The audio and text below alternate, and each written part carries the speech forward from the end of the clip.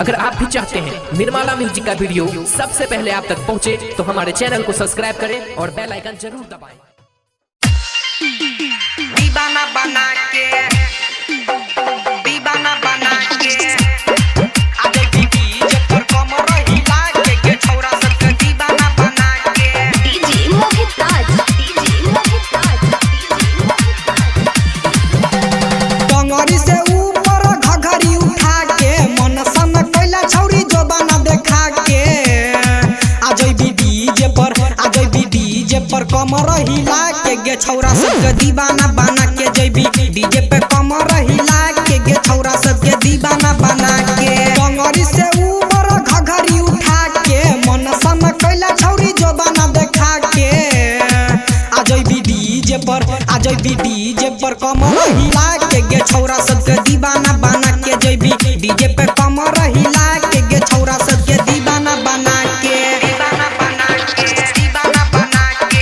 आजै डीजे पर कमर हिला के गे छौरा सबके दीवाना बना डीजे मोहित राज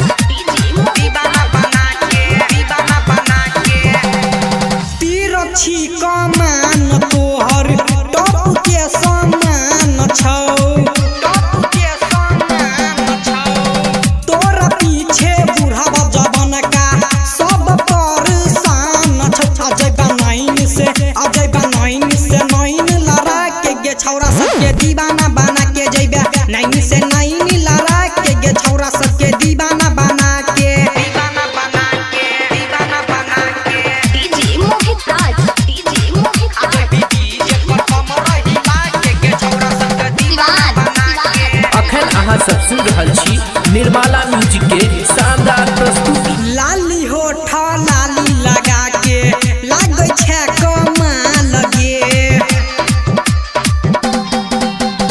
शंकर सुनील विक्रम भैया कदे तो बुरा हाल गे दीपी मुकेश के अजय मुकेश के जाला में फंसा के छौरा सबके दीवाना बना के जैबी डीजे पे कमर हिला के गे छौरा सबके दीवाना बना के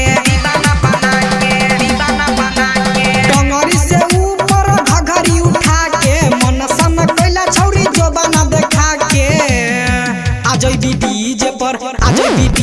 पर कमर हिला के गे छौरा सबके दीवाना बना के जैबी डीजे पे